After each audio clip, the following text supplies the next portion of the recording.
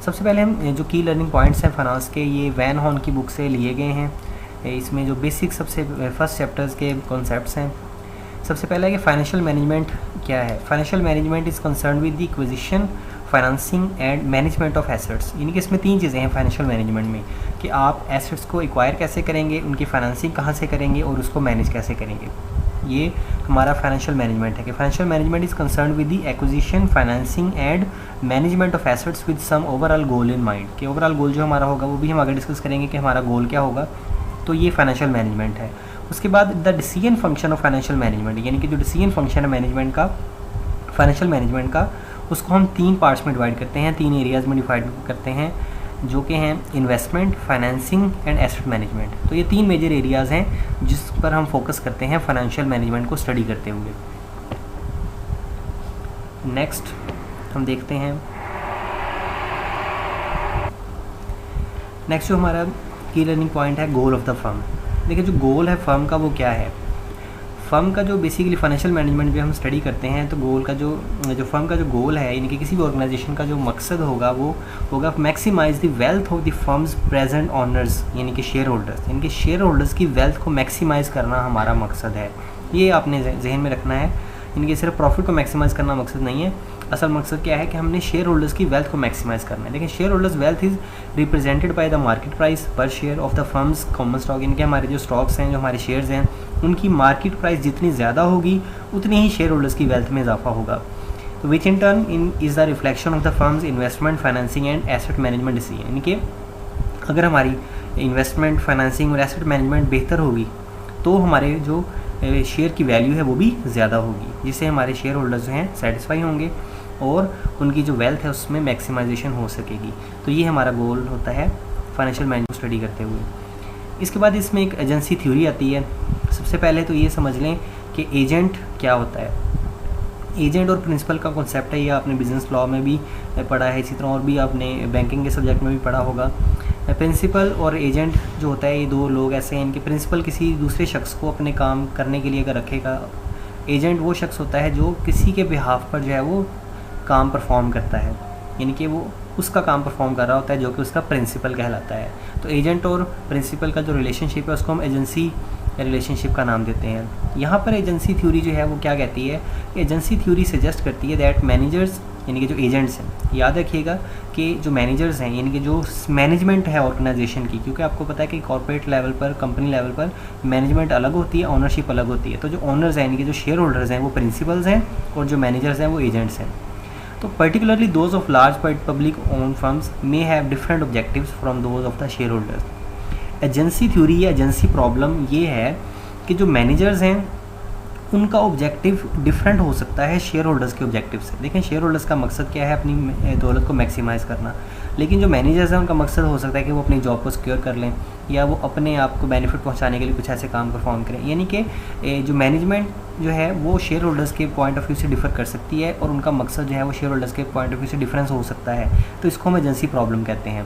तो agency theory में भी यही बात डिस्कस की जाती है कि शेयर होल्डर्स का और मैनेजमेंट का जो पॉइंट ऑफ व्यू है, जो ऑब्जेक्टिव है वो एक होना चाहिए ताकि जो ऑर्गेनाइजेशन है उसको बेनिफिट हो सके। नेक्स्ट हम देखते हैं कॉर्पोरेट गवर्नेंस क्या होती है। Corporate governance is the system by which corporations are managed and controlled. यानी कि कॉर्पोरेट गवर्नेंस क्या है कि ऐसा सिस्टम है जिससे हम कॉर्पोरेशंस को, यानी कि कंपनीज़ को, जिसे हम जॉइंट स्टॉक कंपनीज भी कहते हैं, उनको मैनेज किया जाता है और उनको कंट्रोल किया जाता है।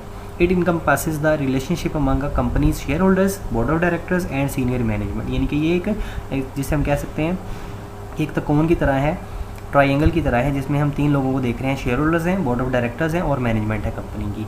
ये मिलजुल कर ही कंपनी को जो है वो क्या करते हैं, बेहतर तरीके से मैनेज करते हैं और कंट्रोल करते हैं। उसके बाद हम देखते हैं कि जो लार्ज ऑर्गेनाइजेशंस होती हैं, लार्ज जो फर्म्स होती हैं, उसमें फाइनेंस फंक्शन जो है is the responsibility of the vice president of finance. याद रखना है आपने कि जो फाइनेंस का फंक्शन है वो जो वाइस प्रेसिडेंट है फाइनेंस का, उसको हम CFO भी कहते हैं, ठीक है, चीफ फाइनेंशियल ऑफिसर, उसकी जिम्मेदारी होती है फाइनेंस को मैनेज करना। वो generally reports directly to the president या चीफ एग्जीक्यूटिव ऑफिसर, यानी कि CEO को रिपोर्ट करता है वो। इसके अलावा the financial operations overseen by the CFO, यानी कि जो फाइनेंशियल ऑपरेशंस हैं वो कौन उसको ओवरसी करेगा, कौन देखभाल उसकी करेगा, CFO।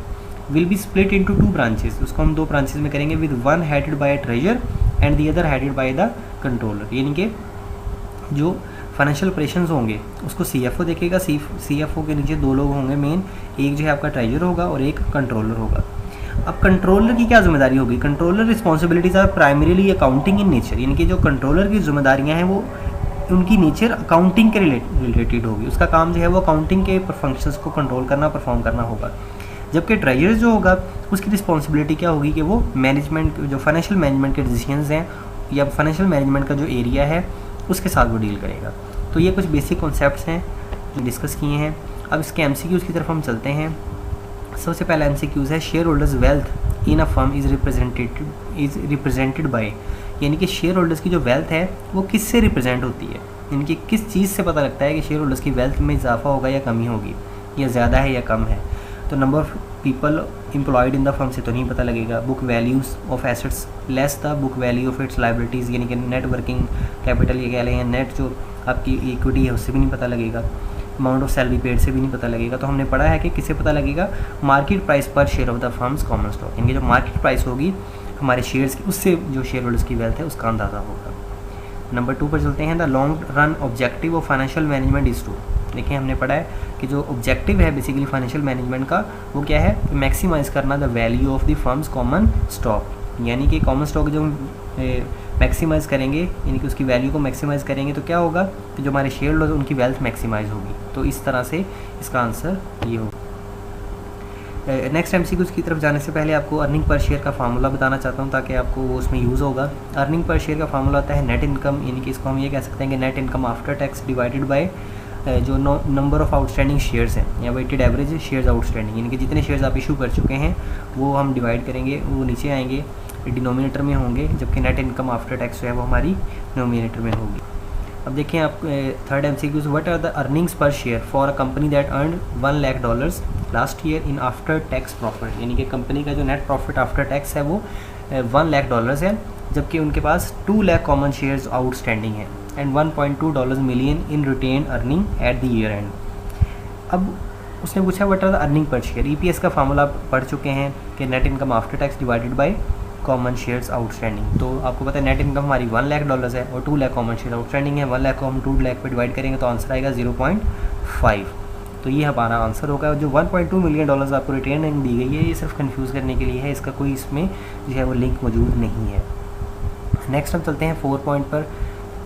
A dash would be an example of principal while and dash would be an example of an agent. ये तो मैं आपको बता चुका हूँ कि जो शेयर होल्डर्स हैं वो आपका प्रिंसिपल है और मैनेजर जो है वो आपका एज एजेंट काम करता है ऑर्गेनाइजेशन में। नंबर 5 पर है the market price of a share of a common stock is determined bye. देखिए मार्केट प्राइस जो है कॉमन स्टॉक की वो किस तरह डिटरमिन की जाएगी, यानी कि कौन से लोग होंगे जो मार्केट प्राइस को डिटरमिन करेंगे, कौन सी पावर्स होंगी जो मार्केट प्राइस को कॉमन स्टॉक की डिटरमिन करेंगी। नंबर 1 इसमें लिखा है board of directors. Board of directors के पास ये इख्तियार नहीं होगा, यानी कि वो इन्फ्लुएंस कैसे कर सकते हैं अगर वो बोर्ड ऑफ डायरेक्टर्स के हाथ में हो वो तो फिर जितना मर्जी चाहे प्राइसेस को ज़्यादा कम कर सकते हैं, ऐसा नहीं है। नंबर 2 पे stock exchange on which the stock is listed. देखिए स्टॉक एक्सचेंज का काम जो है वो मार्केट प्राइस को बढ़ाना कम करना नहीं है। प्रेसिडेंट ऑफ द कंपनी भी ये काम नहीं कर सकता। तो of course individuals buying and selling in the, इनके जब आप जानते हैं कि किसी भी चीज़ की बाइंग ज़्यादा होगी, उसकी डिमांड ज़्यादा होगी तो उसकी प्राइस में क्या हो जाएगा, इजाफा हो जाएगा। तो जो इंडिविजुअल्स जो इस शेयर्स को परचेज सेल कर रहे हैं उन्हीं के ऊपर ये डिपेंड कर रहा है। अगर आपकी मार्केट की वर्थ अच्छी है तो ऑफ कोर्स आपकी जो उसकी कॉमन स्टॉक की वैल्यू है, प्राइस है, वो ज़्यादा हो जाएगी। तो इंडिविजुअल्स जो होंगे वही इसको डिटरमिन करेंगे। नेक्स्ट है हमारे पास focal point of financial management in a firm is. देखिए फोकल पॉइंट यानी कि मेन पॉइंट या मेन ऑब्जेक्टिव, ये वही बात आ गई है दोबारा कि हमारा मकसद क्या है।